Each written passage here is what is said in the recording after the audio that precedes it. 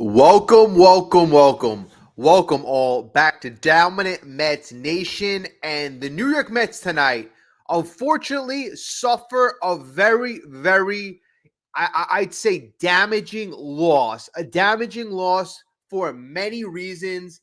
Obviously, the Mets were on a 3-game win streak, and you're playing the Washington Nationals, the lowly Washington Nationals, and the Nationals 25 games under 500. This is a series that you need to take advantage of, and you need to gain momentum, right? You need to gain momentum. You need the bats to get hot. You need your pitchers to get right, and you need to win these games. Now, tonight, you have your so-called ace going, your guy, Kodai Senga. This is the game you're favored in. You're coming off a 3-game winning streak. This is the game that, no doubt about it, you should have. But again, folks, I'm going to say it. I am worried about Kodai Senga. I am extremely worried about Kodai Senga because since he's come back from injury, he has looked like a shell of himself. Absolute shell. Since, in fact, I got it right here. He's not the same pitcher, folks. He is not the same pitcher, and the Mets have to figure out what is going on with him. Since coming back from the injured list in July, he owns a 6 ERA in his performances. He allowed 4 earned runs, 5 runs to score tonight, and folks, the reason why we kind of lost was because of Kodai Senga. We have a problem here. We have a problem. So the Mets have to figure this out. I mean, if you look at Kodai Senga and you just look, let's just say you're not a stats guy, you're not a numbers guy, but you just look at Kodai Senga and you try to figure out what is a huge difference. Well, I'll tell you what, just off of velocity, his fastball is an average of 2 miles per hour off of what it was last year and the year before. So, besides the fact that he's not locating, besides the fact that he's leaving pitchers in the middle of the plate, his forkball is not as effective because that fastball doesn't have the same zip and velocity and location. But the Mets have to figure out what changed between now and in the beginning of the season. Is he working through something? Is he fatigued because he threw 5 innings last year? We have a problem. Now, if you couple that with the fact that Manaea, your co-ace, is also an issue, folks, I'm not going to sugarcoat this. I'm a little worried. I am a little worried, especially when you see the Reds continuing to stay hot. The Phils, they're not letting up any ground. They pummeled their opponent tonight. They gotta shape up because I don't want Mendoza. I don't want Stearns hesitant to make a move. And when I say make a move, I say, you know what? You bring up Brandon Sprout, dominating down below, bring him up, see what he could do in the major league level. And if he is serviceable or if he's anything like his partner, Nolan McLean, I mean, I'm looking at maybe Manaea going out of the rotation. And you cannot be scared to make moves that make this team better now. You don't have a lot of time left. You don't have a lot of time left. And we're going to play comments from Carlos Mendoza tonight. We're going to play comments. I don't want to hear this attitude like we have all the time in the world, because we don't. The Mets have been playing like, hey, you know what? This is all part of the plan. Folks, there's only one plan right now, and it is to play well and to get better and better. And, we are not pitching to that level yet. Yes, the last couple of games, we had better pitching performances, but it started with the young rookie, right? It didn't start with this team. It started with changing things up. You bring up Nolan McLean. Clay Holmes is a little decent. You give the bullpen some rest. Then you have another decent start yesterday. But today kind of was more of the same. You have your starting pitcher not doing their job. And from now until, the rest of the season, you're going to have to rely on a guy like Kodai Senga to get much, much, much better. And folks, this is unacceptable, especially for a guy that you deemed to be your ace. Also, another thing that was disappointing today, and sometimes you can't help it. Brandon Nimmo, he's got a neck issue. Brandon Nimmo has a neck issue, but I'm gonna give you my opinion on that. Brandon Nimmo told Carlos Mendoza today he woke up with a stiff neck. It was bothering him all day. All day it was bothering him. But still, Carlos Mendoza says, "Hey, Brandon, how do you feel? You want to play?" Brandon, of course, the player wants to play. Puts him in the game, running down to second base. His neck is hurting. I think that's another issue. Every time there's an injury on this team, get the player better. Why are we having guys play with broken toes? And, obviously Francisco Alvarez is going to play with a torn ligament in his right hand. And I hope to God that he plays well. But, I just feel if we treat these injuries a little better or do a little more maintenance instead of letting these guys decide, like, I want to play with a stiff neck. I want to play with a broken toe. I want to play with a torn ligament in my hand. Pete Alonso played with so many injuries in the past that it's kind of hurt him in the past. So, the New York Mets have to get a lot more bolder in telling their players what they should and should not be doing. And again, are they going to have the nerve to make a switch? And again, are they going to make a switch with, and I don't want to say Kodai Senga put him in the bullpen. I'm not saying he's playing that bad yet. But again, in his last 5 outings, he's got a 6 ERA. That's not good enough. That is not good enough. You have to up your game down the stretch. So we're just going to have to see. This was, a very upsetting game after the Mets built up a little momentum. So we're just, things got to get better. Let's just say this, folks. If you're watching this live on replay, if you can hit the like button, subscribe. If you're not yet subscribed, it definitely helps out the channel. Again, I say thank you in advance. I want to say hello to everyone tonight. Daniel, how's it going? You always bring a lot of happy cheer. I cannot say thank you enough for that. We need that, especially on days like this. Marcus, my friend, you with the great stuff. You bring it all the time. Danny, what's going on?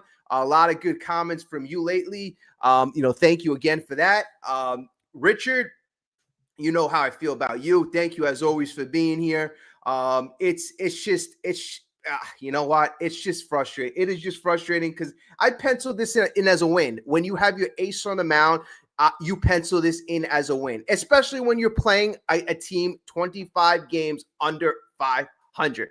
You put that in perspective. And folks, the Nats, they're not playing for anything. They're not playing for anything. The Mets, we are playing for us things. Now, I know there were bright spots. I know, Brett Baty continues to mash. And folks, he is mashing the ball. You see, this guy's not just hitting bomb. He's not just hitting home runs. He is hitting majestic shots. So, you see a guy like Brett Baty, his swing is really on track right now. Cedric Mullins had a couple hits. Vientos continues to hit the ball, take better swings. McNeil got a hit. Alonso hit an RBI. So the Mets, they had a comeback. They staged a comeback. But again, the reason why you lost this game was because of Kodai Senga. No doubt about that. No doubt about that. And that's been the losing formula. That's been the losing formula. So again, we got to do much, much, much better, especially in the absence of a lot of our players. Alvarez, you got injured. Nimmo, you got injured. The pitching's got to step up. The pitching certainly has to step up.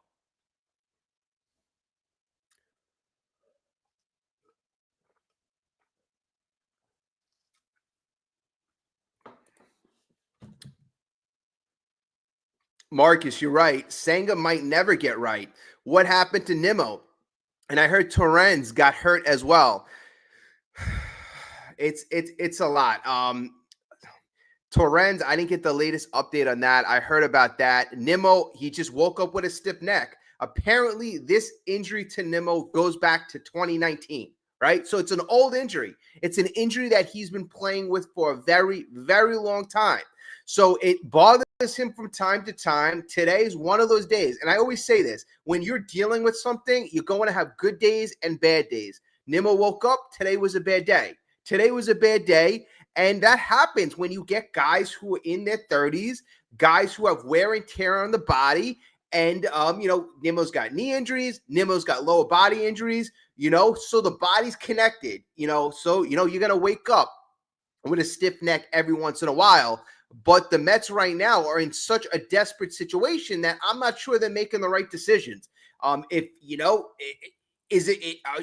Is this something that's going to hurt him if you're making him play with a stiff neck? I mean, if you have an injury and your neck is stiff, now your shoulder, your arms, everything else is going to have to compensate, and that leaves you open to injuring another part of your body. So again, the Mets have to again be aggressive, but you have to also be smart. You have to be smart.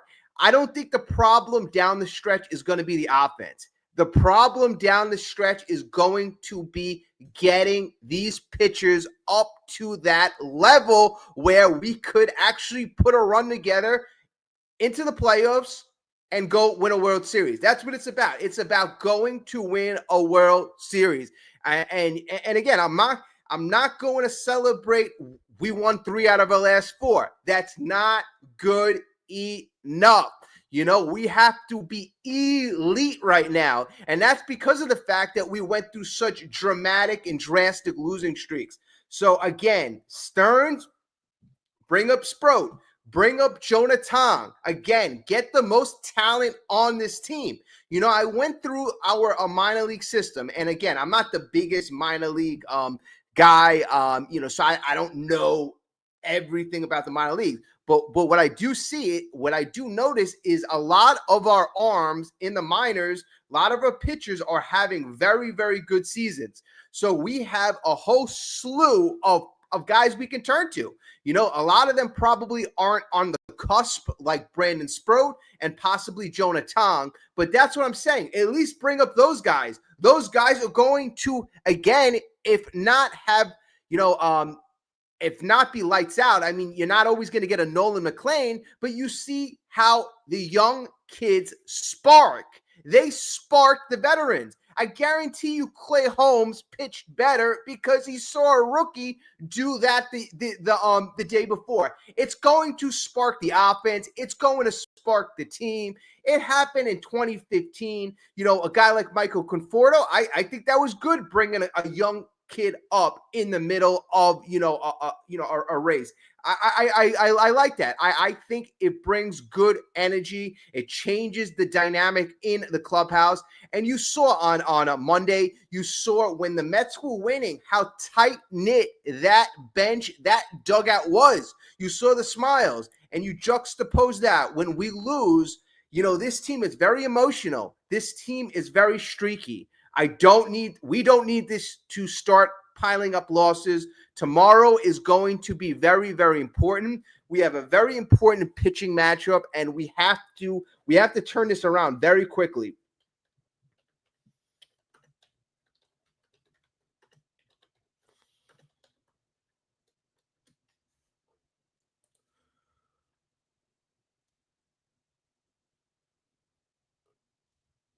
So tomorrow's matchup, you have Sean Manaea and you have Mackenzie Gore.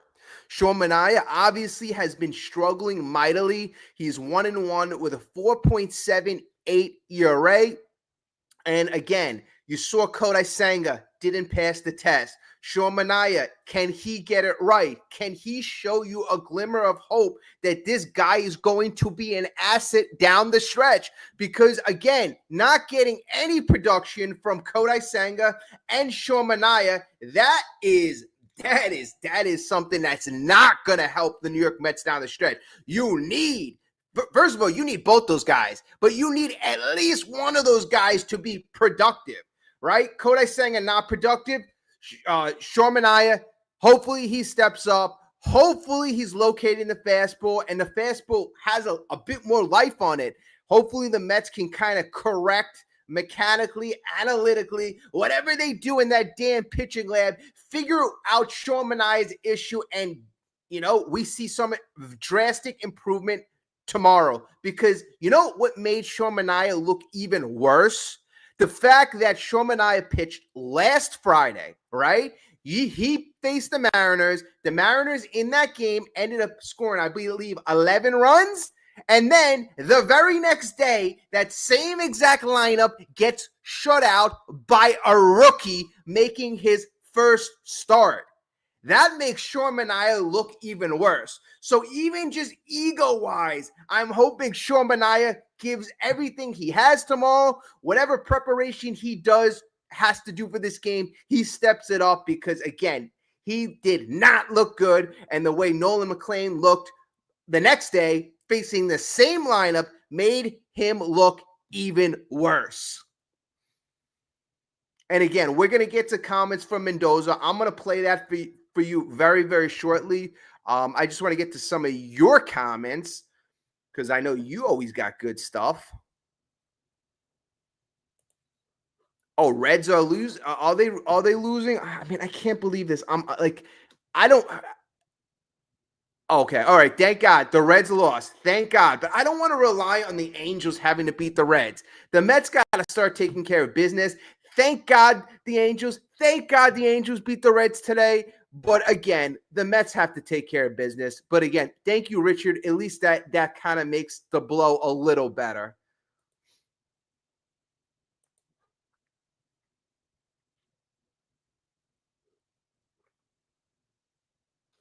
Danny, I agree with you with this. They need Sproat. So another starter can get another day of rest. He is better with another day of rest. Sproat needs to be helping the big league club. And I think, you got to give the guy a chance. The guy's dominating right now at the AAA level. What's the next step? The guy, obviously he has stuff that can play up. He's got 100-mile-per-hour fastball. He's got a couple decent secondary pitches. There's scouts who are saying, Nolan McLean was a little ahead in the progression, but Brandon Sproat is a highly ranked top 100 prospect as well, who has had quite a bit of seasoning. He's 24 years old. He's not a 20-year-old. He's not a 19-year-old. This kid is an asset and can be an asset. And even if he's a guy that you're not going to rely on to go 6 or 7 and be a starter, who knows? Maybe he can do that. But maybe he can be a guy who helps you out of the pen. Or maybe he can be a guy who piggybacks a Clay Holmes, because Holmes is only pitching 3 or 4 innings. Or be a long man out of the pen. All I'm saying is Brandon Sproat, that talented arm, deserves to be on this team.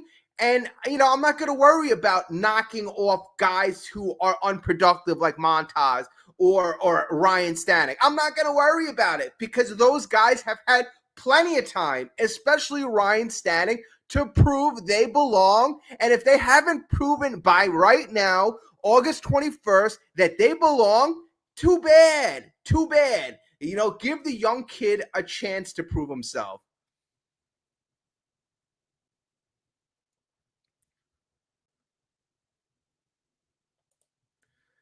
And in Richard, this is going to be a huge debate. Alvarez should not try and play. He's going to make his issue worse. Now, I did a video about this the other day. I touched on the Alvarez situation. Alvarez was getting red hot. We all saw it. The guy was batting close to 270, 7 home runs, going oppo, pulling home runs, literally doing whatever it takes to be a productive player. And again, it made you really proud as a Mets fan, because number one, this is what you expected to see when Francisco Alvarez was in the minors. You heard how talented this kid was. Then you saw him have that hand injury in the beginning of the season. He continued to struggle. The Mets sent him down. Now the kid had to deal with so much damn adversity in the minor leagues. He freaking killed it. Hit like 11 or 12 home runs in 20 games. The kid killed it in the minor leagues, came up here, killed it in the major leagues, forgetting to get on track. He was sparking the second half of this lineup. And I always predicted that Alvarez was good enough to protect Pete. He was good enough to be a number 5 hitter. But fine, you put him in the second half of the order. He can do a little damage down there. But he was really sparking the offense in a big way. Then he gets hurt. And again, he was a guy that kind of should have been protecting his hands in the worst way, since he already hurt his hand early in the year. But whatever, that's besides the point. So he has a ligament injury in his hand. Mendoza said it's most likely has to require surgery. It has to require surgery. But in the past, guys have toughed it out and played with it and somehow have been successful. Doesn't mean Alvarez is going to be successful. Every guy's different. Mendoza specifically said it depends on the player's pain tolerance. So what does that tell you? That tells you that he's going to be in pain every single second of the game. He's going to have to probably mask the pain. He's probably going to have to, take injections, shots, whatever he does to mask the pain, which also becomes a very tricky element. Then you want to worry about the kid not injuring another part of his body, because we already know that Francisco Alvarez is a bit injury prone. So there are a lot of negatives that go along with possibly putting him out there. Yes, I want to see the kid go out there and be productive and be a part of a postseason run. I love Alvarez. I want to see this homegrown kid on the field. But the fact of the matter is he has a pretty decently significant injury. And they asked him, the only reason why Alvarez is doing this is because of Alvarez. Because of Alvarez. They said that Alvarez made the final call. And again, I'm not so sure that's the right move. I would think a doctor would make the final call. That's just me. Maybe the doctors did say you could either play with it or you cannot play with it. But I'm just thinking logically. If you're compensating and you're trying to grip a bat facing 100-mile-per-hour baseball, and you're playing a sport where you got to run, you got to catch, it's a physical sport, you're going to have to compensate. And, that may lead to another injury or, again, let's hope for the best, but it's very disappointing. It's very disappointing. It's very Mets-like. And, again, the Mets go to their number one strategy. What's their number one strategy? Hope. I hope he can play with it. I hope he doesn't feel pain. I'm not so sure that's the best strategy.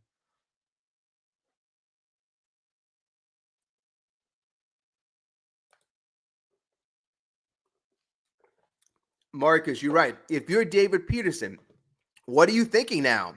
Well, if I'm David Peterson, I'm thinking of a lot of things. If I'm selfish, I'm thinking like, damn, this team has really no legit pitchers. They're going to have to pay me in the future. That's a selfish thought. All right, team thought. David Peterson has to be the guy. He has to be the stopper. He has to be the ace. Now, is he talented enough to be the ace? Like, is he going to be a guy that you would look around the league, compare him to other aces and say, yeah, he stacks up with them? Probably not, but he is trending upward. And, it doesn't matter. It doesn't matter how you stack up against anybody else. It matters how you individually pitch in every game going forward into the playoffs and hopefully in the World Series. And if he steps up and he performs like an ace, and he takes this on his shoulders, again, this guy is going to get the money in the future, and he's going to get that prestige. Mets fans obviously are going to love him, and that's what we desperately need. We desperately need, because we don't have any stoppers in the rotation. We don't have any guys in the rotation who could go past 6 innings. He's the only guy. I couldn't believe it. I didn't realize he was the only guy in this whole Mets starting rotation that has gotten to the 8th inning. I mean, folks, that sounds awfully ridiculous, but it's 100% accurate.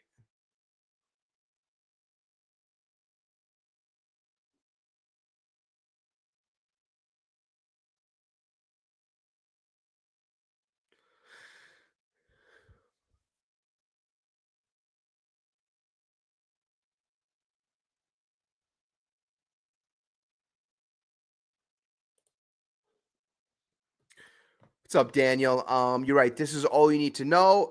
At Atlanta, Philly, Miami, Detroit, Cincy, Philly, Texas, San Diego, Washington, Chicago, Miami. So, thank you so much for putting the schedule up there. Yeah, so I mean, this is taking care of business. Taking care of business. If you analyze this right here, you're going to have some tough matchups. The next two series, you're going to have a team that you should beat, Atlanta. Atlanta is a team that you should beat. They're not playing well, but for some reason, they play well against you, and you kind of play down to them. But this is where the Mets get to step up right now and prove to themselves that they are a playoff team. They defeated the Giant last year to get into the playoffs, and I think that was very, very important. Slay the Dragon. They did it. They did it. So again, this could be a kind of a jump off point. Win that series, then you play Philly. The Mets have always played well against Philly. This is a chance to cut into the lead, and see what happens. Even if the Phillies have a 6-game lead, you never know. You sweep that series, 3-game lead. All right, now the division is in reach. Miami, that's a series you should take. Detroit, Detroit's been, they started off hot, then they became a little streaky. So, that's a series. It's at Detroit. All right. Next series at Cincy. Very, very important series. Again, another opportunity to hopefully extend the lead. And then another series with Philly. So you have ample opportunity. And that's why I'm saying, I heard a couple of days ago, people were saying the division is out of reach. Let's just fight for the wild card. BS. You play for the division, and if you don't win the division, then obviously you got to find a way in. You look at the wild card situation. But I want the division. I want the division. Then we have Texas, San Diego, Washington again, Chicago, Miami. Okay, so we have some winnable series. Miami, Washington, Miami here, Atlanta. So, okay. Rest of the series are pretty competitive, but that's fine. You go into the playoffs. You got to step up your game. You got to beat these teams that are going to be in front of you and take care of business. No excuses right now. No more excuses. Carlos Mendoza, it's not about getting things right in the future. Get everything right now. What's up, Robbie? Mets come back, but always come up short. Stearns is to blame for the pitching. He put the staff together. My philosophy on Stearns and the pitching is that, and this had to be the case. It has to be the case, because if you look at what Stearns has assembled in almost 2 years, is he has inserted zero talent. If you look at it this year into the rotation, the starting rotation, Frankie Montas, that's a negative. No talent in the rotation. Manaea this year, unfortunately, he has not brought any talent this year into the rotation. So this year in the rotation has been you've injected no talent. So you can't win like that. You have Senga, who was already here. Peterson was already here. And I guess Clay Holmes, yeah, that's his guy that he injected a little bit of talent. But you got to do much, much more than a guy you converted from a reliever to a starter in terms of being a significant upgrade to this team and being able to carry them to a long playoff run. If you were relying on Clay Holmes to go deep into the playoffs and give you 5, 6, 7 innings, that was already a fool's plan. So, my other philosophy is that Stearns must have had a lot of confidence in these pitchers coming up from the minors.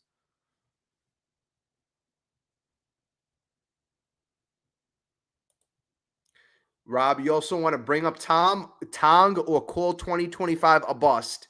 Well, again, I always say it's getting late quick.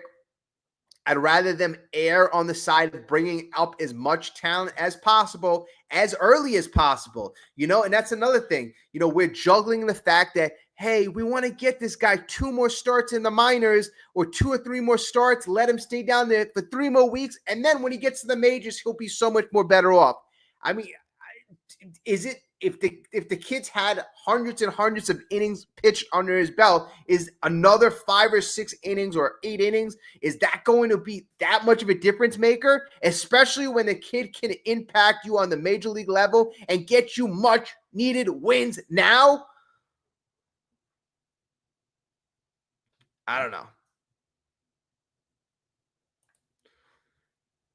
Danny, you're right. Mendoza didn't help to pull out a win. I mean, Tyrone Taylor could pinch hit for Mullins and Mauricio 4 turn-ins in the ninth. This team has not won a game once since trailing after 8. You know, I mean, that's a good point. I mean, a lot of times where this team is coming up short. I mean, tonight you were down, you came up short, but a lot of times there are opportunities to make moves, winning moves, and Mendoza, you know, he's not the best at in-game decisions. He's really not. You know, that's not. I don't think that's a strong suit. A stiff neck sucks. Yeah, no, I hear you with that. I'm going to a chiropractor for a bad neck, so I 100% agree with that. And I'm not an MLB player. MLB players with stiff necks, neck issues, again, if you got a stiff neck, that's going to hurt your back. That's going to hurt your throwing. That's going to hurt everything. So hopefully they get Nimmo right ASAP. And then if he's coming to the ballpark with a stiff neck, my thing is I'm going to get the guy treatment. I'm going to get the guy feeling right. And if the guy still has a stiff neck by game time, I'm most likely going to sit him because I don't want him to get hurt. I don't want him, making the injury worse. And I don't want to lose him for a long period of time. So, that would be my thought process because of the fact that a stiff neck can lead to other issues.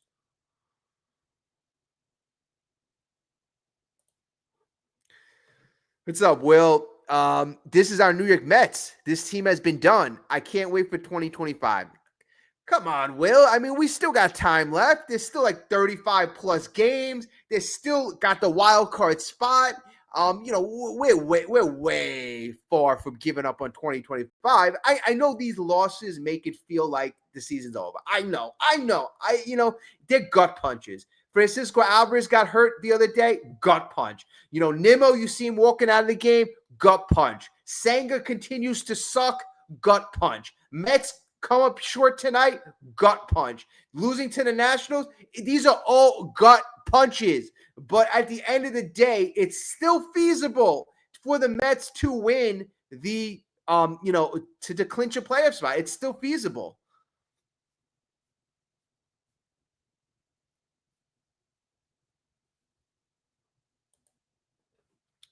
Hey, yeah, Marcus. Probably not for this stream, but I think I know what you mean.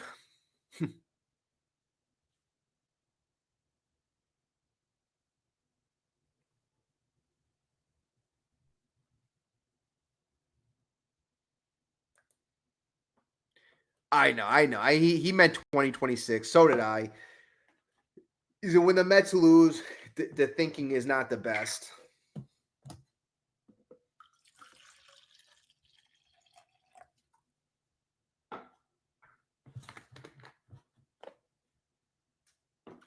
I got to get to the Mendoza comments too, because he says, he says a lot of things that,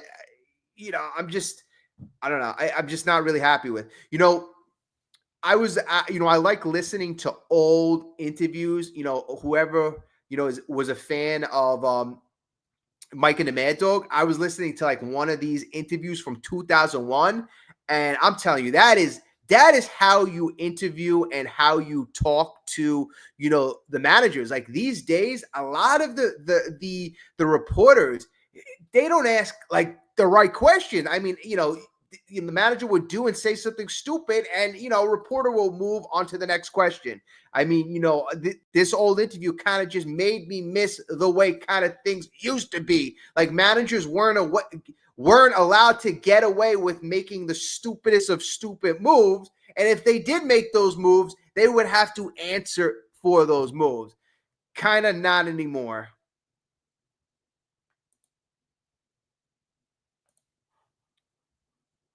Nimmo's getting older sooner than they planned. Only third year of a forever contract. Yep, he does have a pretty long contract. The Mets wanted to get that number to 20 mil so that they didn't have to pay him more. So they gave him a pretty long contract. What was it? 8 years? I mean, it's got to be 8 years. It was 8 years, 160. It's going to be tough because, the Mets, they're building a squad right now where you're going to have to foresee a lot of guys playing DH. And that's why, is there going to be room for a guy like Pete Alonso? Because let's just say you extend Pete, right? Pete's going to get older with the team. He's going to need a room at DH. Vientos, we already know he's going to need room at the DH. You got Nimmo. He's probably going to need games at DH. You got Juan Soto, not the best defender out there. He's probably going to need games at the DH. Francisco Alvarez, he's showing you he's often injured. He's probably going to need a break behind the plate and room at the DH. So, this team, this roster as currently constituted, shows you that they're going to have to really utilize their DH position to give a lot of their, bruised, older, and I don't want to say handicap, but players that have limitations, a bit of a rest.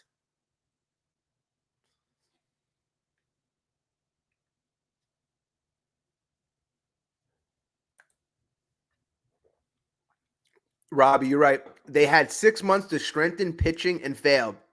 It's an existing problem from last year. Last year they had a lot of their guys, I think, overachieve. Sean Manaea overachieved. Even guys like Severino overachieved. Phil Maton in the bullpen overachieved. David Peterson, pitched really well. Quintana pitched really well. The rotation really pitched well. The fact of the matter is, I don't think they built on that success. They really didn't. Everybody regressed. Manaea got hurt, Senga got hurt, and there was a lot of regression with very important pitchers. It's not about, only, how many injuries there are. It's who gets injured. You were planning on Kodai Senga to be a co-ace. No, you were planning on him to be an ace. Sean Manaea, you're a co-ace. Now these two guys, you are getting nil during the stretch run. That's not a winning formula. That's a losing formula. So, again, if things don't turn around quickly with those two gentlemen, the Mets are going to find themselves in a very pressure-packed situation where maybe a Brandon Sproat comes up and he dominates. Sean Manaea continues to struggle. What do? Well, you do the thing that benefits the team. And that means you're going to have to move Manaea into a position where he's not hurting the team as much. And the lucky thing is we get to see Manaea pitch against the Nationals tomorrow. Actually later today because it's already after 12. So we'll see. And Richard, we got duped. Yeah, we got duped.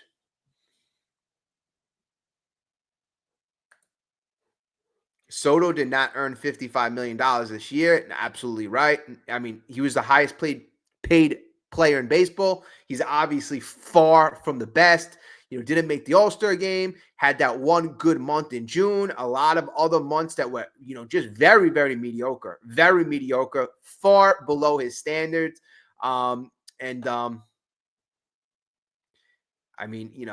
You could just kind of only hope that Soto gets better. I just want Soto really to be more aggressive. I'm seeing this guy really, I know he wants to walk. I know he's got the killer eyes. Great. It's impressive to get on base. He's got a high on base. He takes a lot of close pitches. He does. There was it. I forgot it was this game. He took a pitch. It was a little low. Or if it was last game. And Keith is saying, you gotta swing at that. You gotta swing. It's way too close. And that's my beef with Juan Soto. He is taking way too many pitches that are close. That a guy like him should mash those pitches. So, let's see if he gets a little more aggressive down the stretch run. I know he's passing the baton, but again, you are a superstar. You're being paid like a superstar. If you were being paid to be, a guy who just walked, you'd be making a lot less money.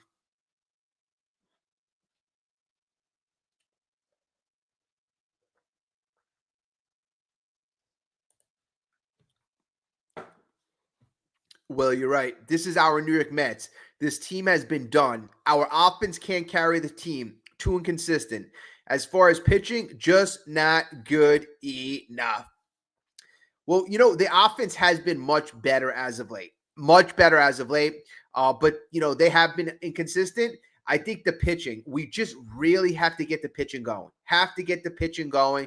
Have to get Mania hot. Have to get Senga going. Like, that's your key right there. Then when you bring up some of the young guys, Sproat, McLean, I mean, that's when the magic happens. When you have your top of your rotation hot, then you can, extend the rotation to about six men, and that's when things get special. Because we need to string wins together. That's what we need to do.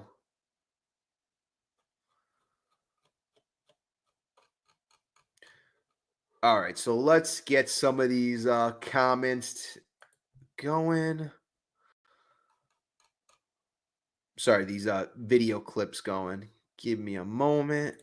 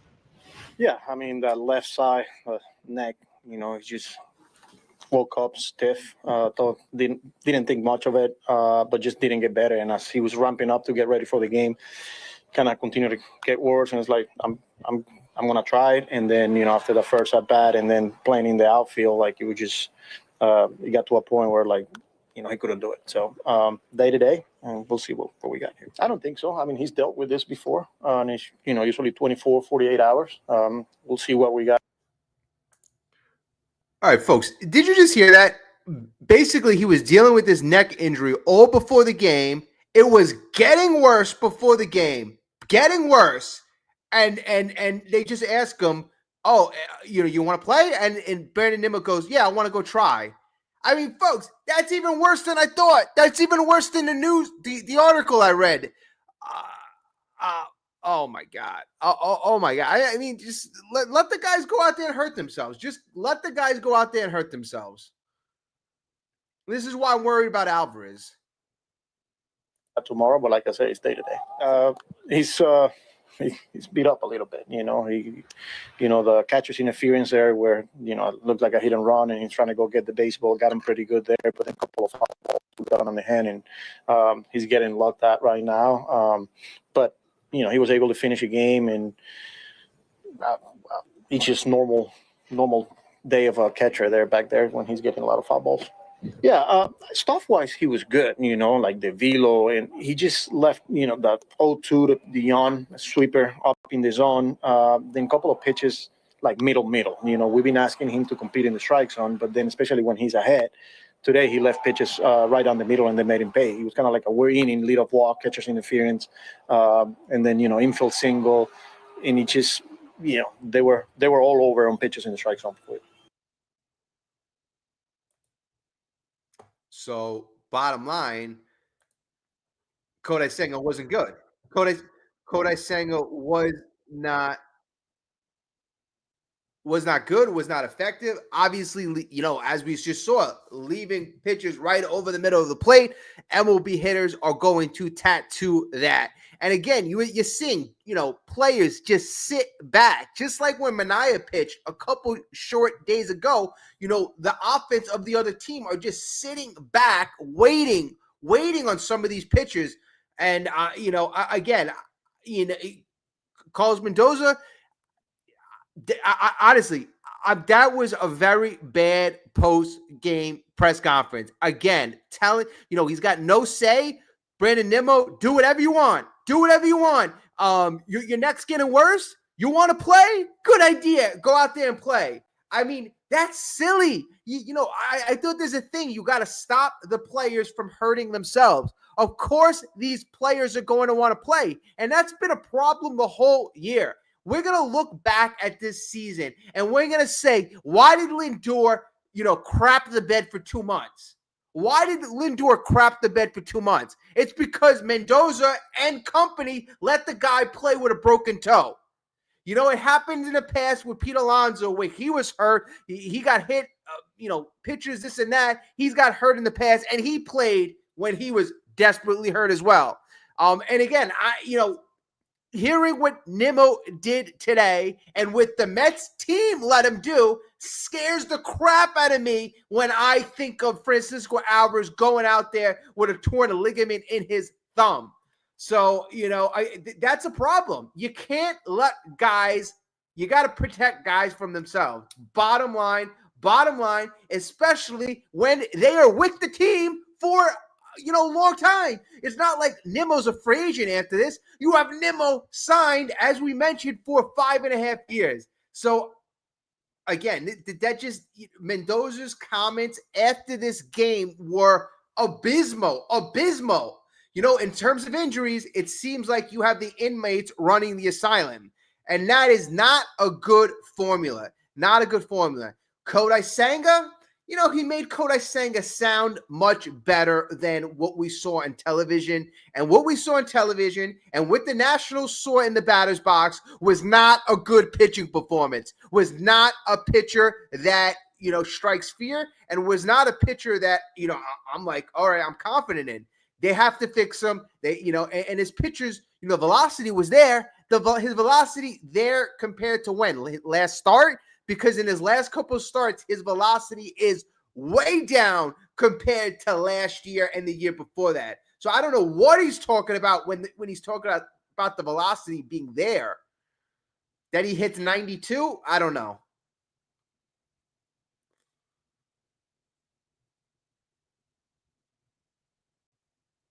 And then again, you saw Torrens. He got hit.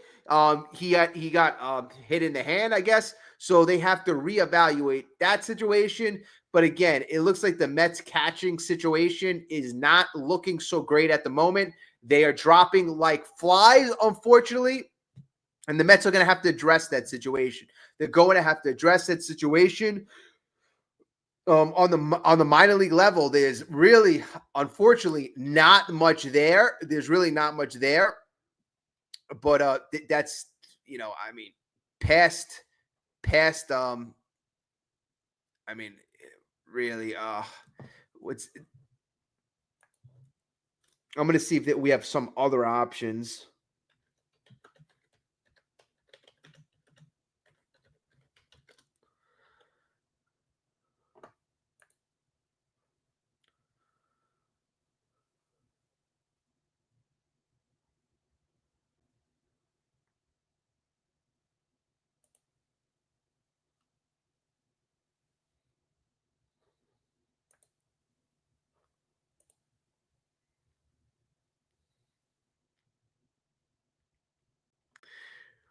It's going to be tough. You got no catchers at AAA.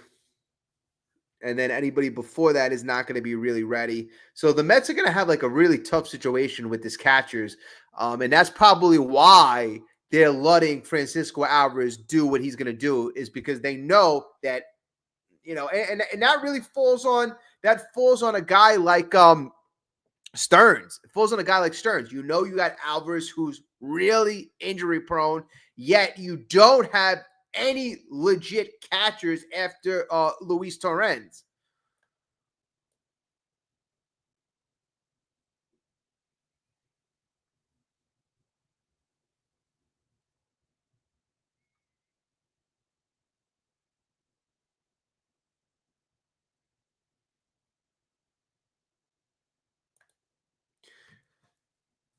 Richie, you're right. College education was wasted on Stearns. I mean, not necessarily. I mean, the guy, whatever he has with his education, he got a job paying him $11 million a year. So, it was worth it for him.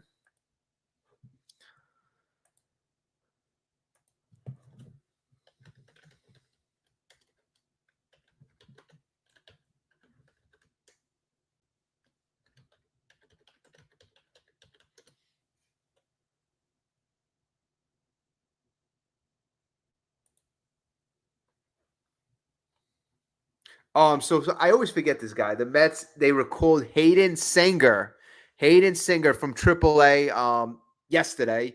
So don't worry, folks. Hayden Senga, he is up here. This will mark Senga's third stint with the ball club this season. In 21 games this season, Hayden Senga is hitting 174, 208 on base, and 196 slug at the big league level. In the minors, Senga, not much better. He hit 221, on base 274, and slug of 344.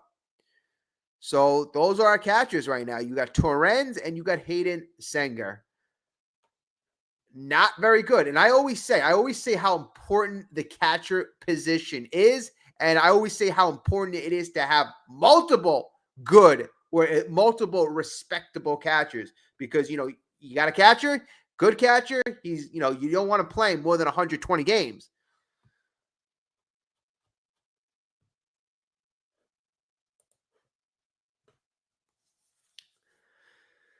Yeah, it's not looking good. Not looking good. I mean, years ago, you were looking at a guy like Kevin Parada, possibly, to take that position behind Alvarez. But let me see how good old Kevin Parada is doing. I know he was doing better this year.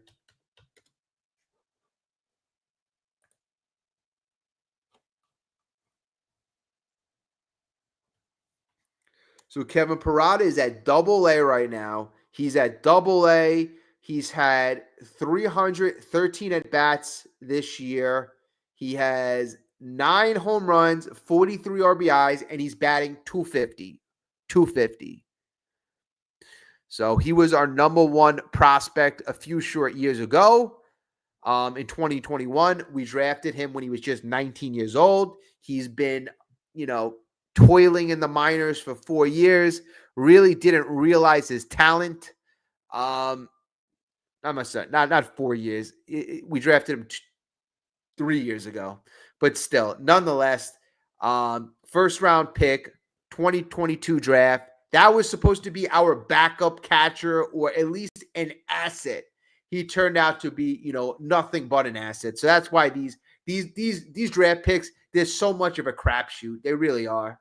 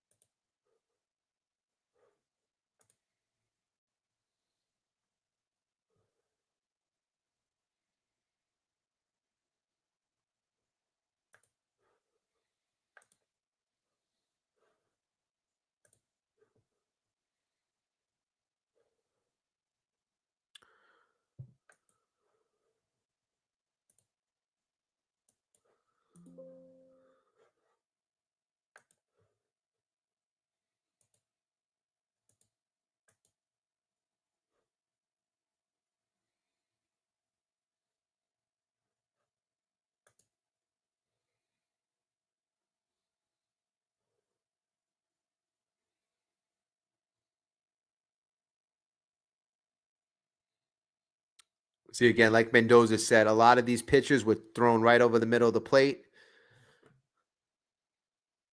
And it seemed like his ghost fork is really not as nasty as it was.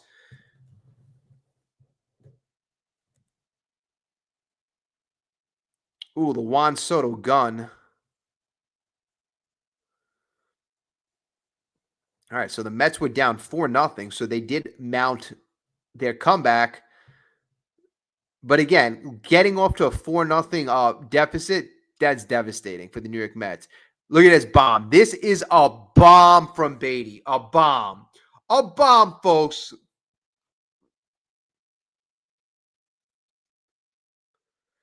Like Brett Beatty, the way he's been hitting the ball, he is getting so much torque. The way his hips, his balance. I mean, it is just insane. Brett Beatty's really turned it to another level.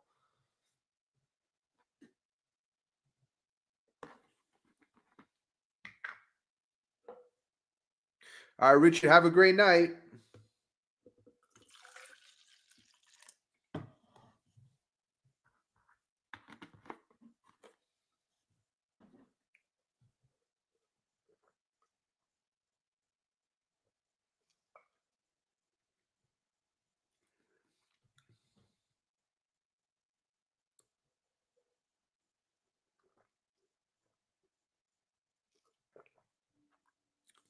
Richard, you still there?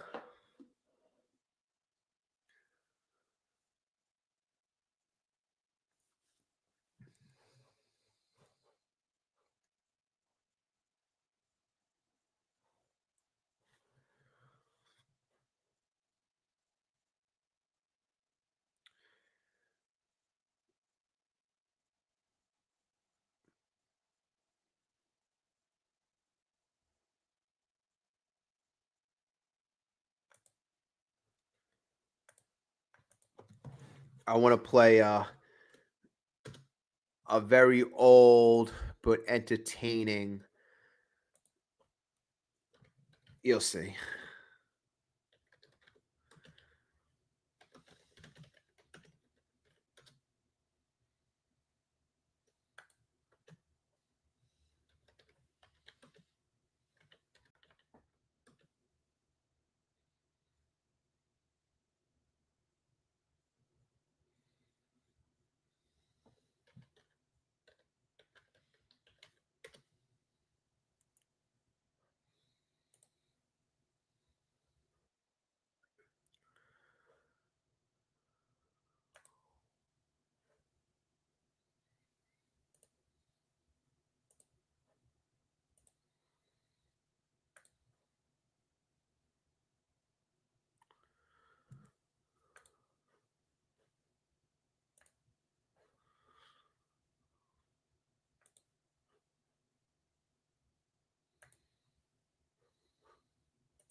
Good. So our first question, Fred, is you were very steadfast about both of them coming back. Was there one incident? Was there something that came to you? This is when Bobby Valentine was fired, and Fred Wilpon was answering why he fired Bobby Valentine. Particularly in the last 2 months, I just felt that this team should have come together and didn't come together, and I was very concerned about that in terms of how we go on to 03. It was not one event. It was suggested that it might have been one or two events. It was not at all. It was the culmination of a number of things. Fred, how in the world can you make a decision with the two of them and keep one and let the other go? To me, I would have kept them both if it was me, but to me, it's unfathomable that you fire the one guy and let the other guy stay. Well, my point of view was, after a lot of soul searching, that we had and have very good players. They didn't play very well, and they weren't a very good team. And therefore, I think the balance is in responsibility. Both are responsible. The balance and responsibility is that the manager has to manage those players. If I thought there weren't talent on the field, I might have felt differently. But I think that Steve was creative in putting the talent on the field. And a year ago now, or let's say January of this year, everybody would have applauded the fact of what Steve did. And I would have been among them, thinking that we would be in the postseason.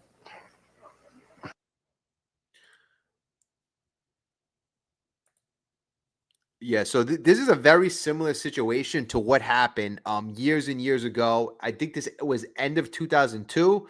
The Mets had a terrible season. That's when Steve Phillips was the general manager. He assembled the team with Robbie Alomar, Mo Vaughn, Jeremy Burnett, brought in a lot of high-paid, high-priced players.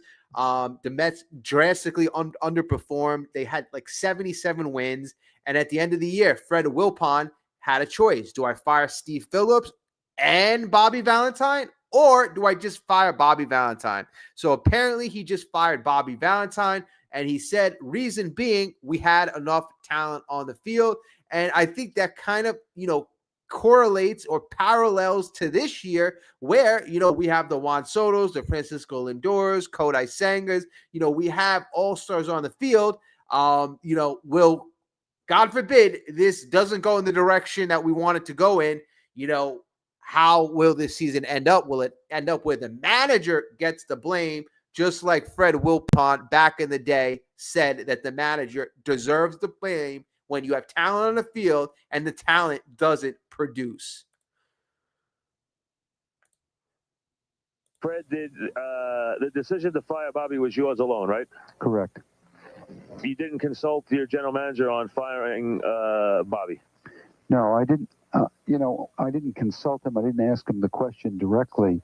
But certainly I've had enough meetings with him and his staff and other people, not only baseball people, to understand what their point of view was.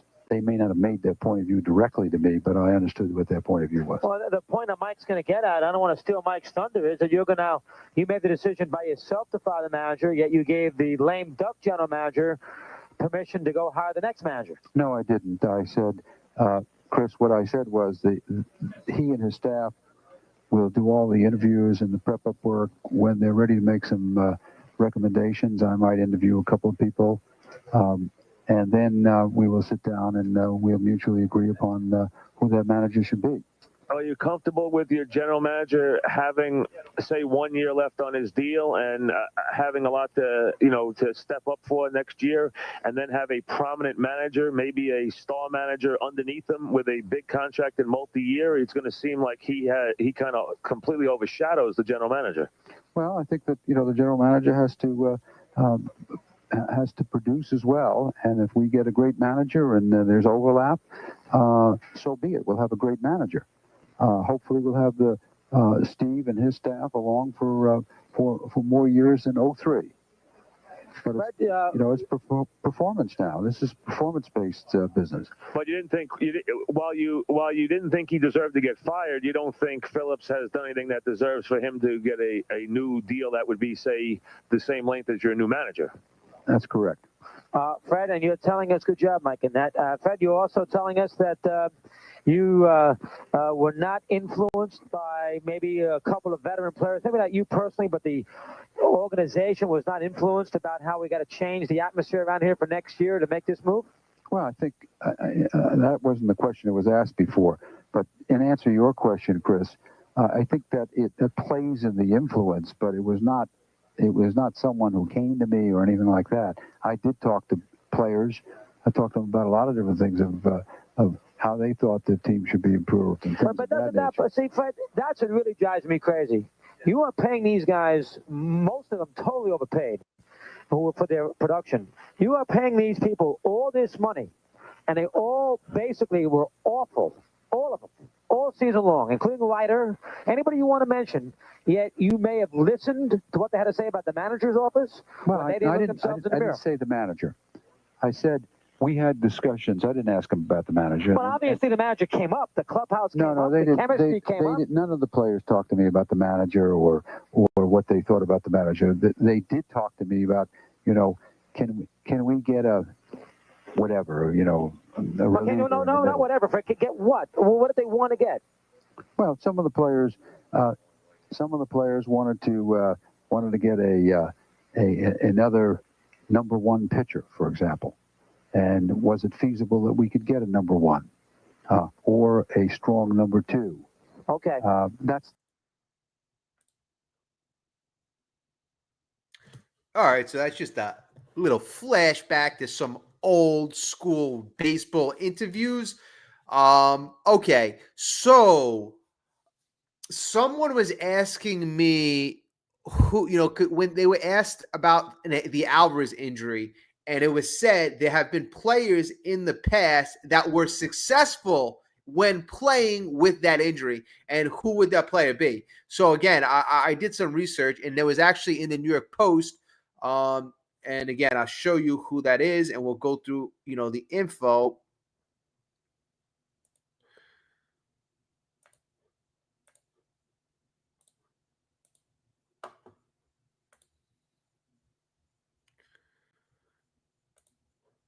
All right, so Dustin Pedroia knows possible consequences when Mets Francisco Alvarez facing from doable injury pain. So Francisco Alvarez will attempt to postpone surgery on a sprained ulnar collateral ligament in his right thumb, grip a bat while compromised, and still be able to make throws while nursing that thumb. Now, here's the thing. It is the right hand. So it is his throwing hand. And obviously, that is the hand he grips the bat with. Well, he obviously grips both hands with the bat, but it's his throwing hand. So you got to worry about a couple of things. You got to worry about his grip strength on the bat, and you got to worry about his throws down to second base, gripping the tiny baseball with that issue. So Alvarez wants to try to return to the club in time for the stretch run, and perhaps a postseason is both admirable and somewhat difficult to envision. And according to Dustin Pedroia, he says it's doable. The pain is what it is. Pedroia says it's going to suck. The pain is going to suck. The best case scenario for Alvarez became the best case scenario for Pedroia, who learned to live with the pain. He ripped off an All-Star and Gold Glove season, and then he helped the Red Sox to win a World Series championship. Oh my, oh my. Only if Alvarez could be successful down the stretch and help the New York Mets win a championship. And folks, I'm telling you, we just went through the New York Mets catching situation.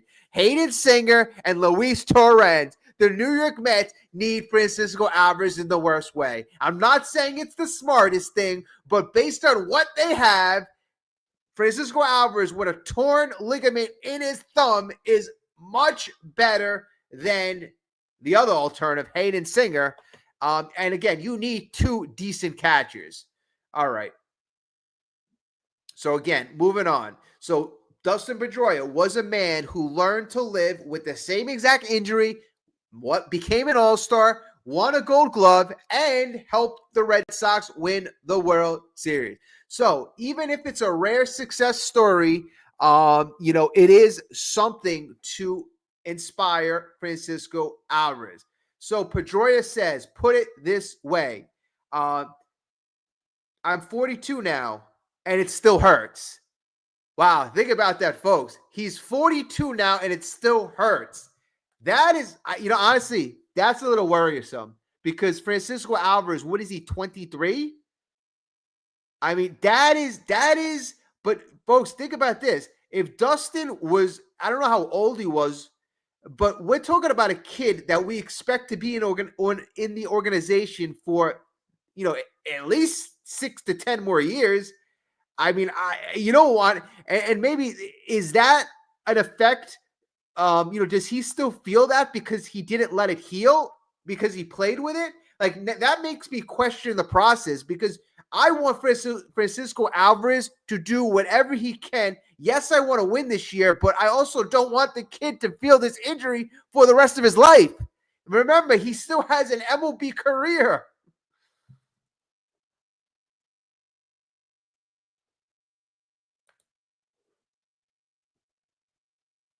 So on opening day 2013, Pedroia dove into first base. So this happened on opening day. Damn.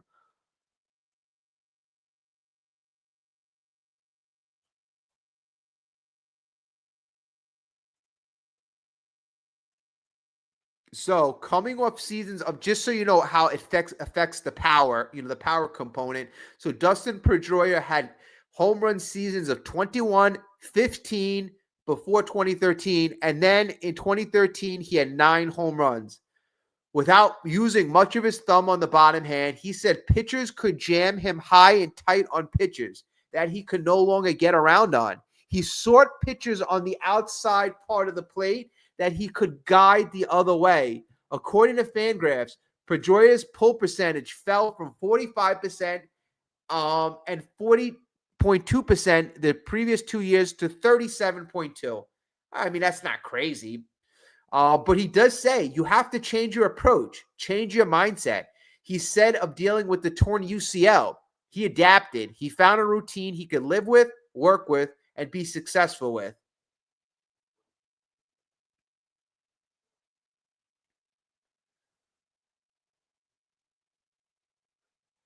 And this is also what I'm worried about. If you were here in the beginning of my stream, I said, hey, I want to make sure that this is not going to affect him, injuring another part of his body. Pedroia said this. He said he didn't swing a bat until the following spring training. He didn't feel right the next season. When everything tightened, a subpar year ended with left wrist surgery. Was it a smart decision? Pedroia said of playing an outstanding 176 games with a torn UCL in his thumb. He goes, probably not.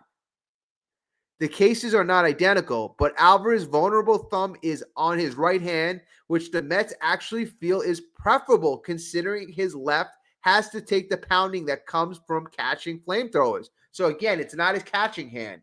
Others have adapted, including Luis Arraez and Astros Mauricio Dubon last season. Playing through the discomfort effectively is at least possible. All right, folks. So I think this article has kind of showed you that in the past, yes, it has been done. It has been done. But also, it's shown you that there is risk. Pedroia says he feels the pain to this day. Pedroia said the next year wasn't successful. Pedroia said the next year he hurt his wrist. Pedroia also said that, he's going to have to adjust the inside pitches, high and inside. Pitchers tried to jam him. And I suspect that's what's going to happen. When they know Alvarez has that thumb injury, they're going to pitch him high and tight inside. And Pedroia more or less was hunting pitchers towards the outside part of the plate where it wasn't as painful.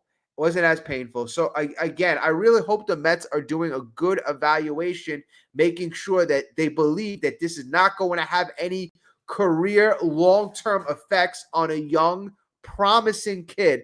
I mean, I just feel so disappointed because the kid just dealt with so much this year, and he looked like he was really coming into his own.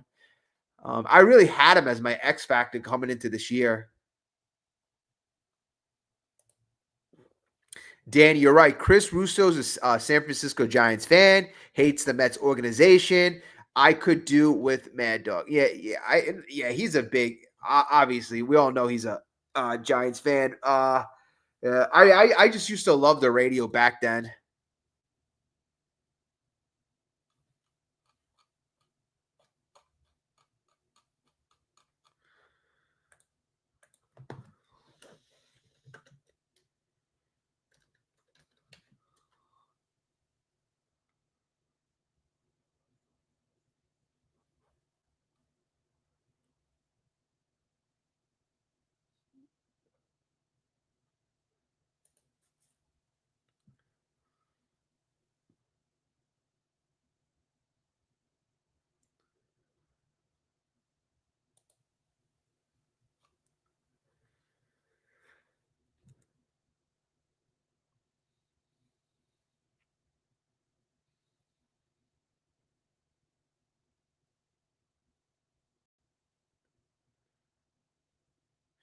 All right. So, again, the New York Mets right now, they're evaluating if they should call up Brandon Sproat. When should they call up Brandon Sproat? The 24-year-old has been dominating in AAA. His last outing, he had 8 Ks. Now the right-hander has 43 strikeouts to just 20 hits in his last 7 starts, which comes to 37 innings. Sproat racked up 30 starts in AAA across 2 seasons, and he could be in perfect position to join the club, in the pretty near future.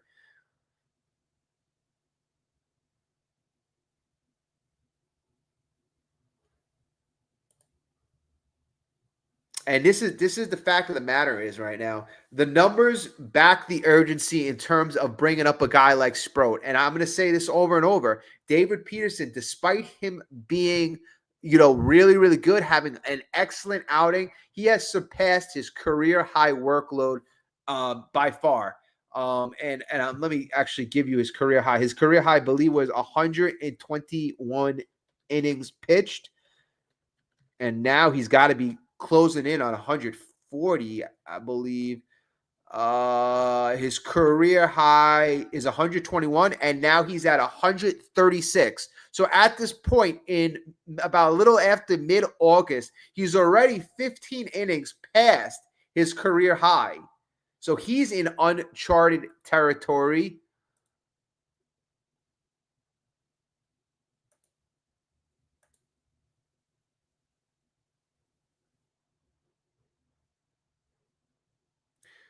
And now, you obviously have Kodai Senga. Kodai Senga, the Mets are looking to get him much needed rest in between outings. Tyler McGill, Clay Holmes, they're question marks. Clay Holmes, obviously, he's a guy you've been really hard pressed to stretch him past 5. So the next 16 games is where it becomes very difficult. The New York Mets, including today's game, have no off days. It's a brutal stretch, and really it could be season defining. That's why promoting a guy like Brandon Sproat within this time frame could be that perfect answer. The 24-year-old has been recently extra dominant. His last performance includes a 6-inning, 2-hit outing. Again, he had 8 strikeouts, a fastball that touched 99 miles per hour. His arsenal of pitchers is big league ready. His consistency makes him more than just a short-term fix. With over 30 AAA starts under his belt, he's far from being raw. He's actually quite ready. The team may have a prime opportunity to make this move this coming weekend. The timing aligned perfectly for a call-up. McLean is slated to start again in the series opener against the Braves on this Friday. Holmes will go on Saturday, but a new face in the rotation could help take the pressure off David Peterson, again, who has logged a bunch of innings. A debut performance of Brandon Sproat could happen as early as this Sunday, folks, against Atlanta, or possibly Monday against Philly. I mean, how do you want to do that matchup if you're the New York Mets? Would you rather a rookie, go in Atlanta, or would you rather have him pitch on Monday versus the Phillies? Roster-wise, the front office has been flexible. Greed Garrett, he's a guy that could be option. Ryan Stanek could be DFA'd.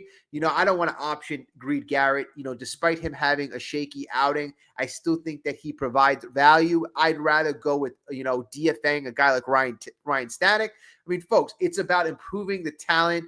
Ryan Stanek, again, I mentioned he's had his chance. He's had his opportunities. A promotion for Sproat would do more than just address a short-term rotation need. It would give the Mets a fresh arm with swing and miss stuff and a chance to stabilize the staff during the most demanding stretch of the season. Pressure-packed playoff run. Let's go! With the postseason race tightening and every game carrying weight, now may be the perfect time to let the right-hander take the mound. Folks, I think it makes all the sense in the world. I'm excited about it. I think the time is now.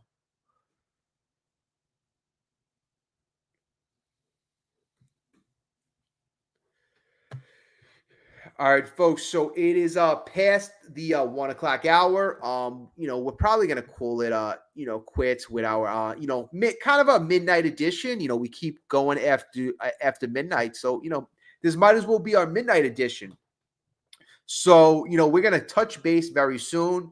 But again, we're gonna call it quits. So if you didn't hit the like button, please hit the like button. I just want to say thank you to everybody. Great comment, Danny. A lot of good stuff today. Richard, Master, I just saw you, Master of Coin. I just saw you come in. Hello. Hopefully, you're having a great night. But everybody, again, great stuff the whole night. I really appreciate you guys staying with me. Have a great night. Enjoy. Let's go Mets. Again, we got to turn this around ASAP. Cannot happen. This has to be a blip on the radar. Nothing more than that, because, again, we need to build. Keep on building. So again, have a great night. Talk to everyone very soon.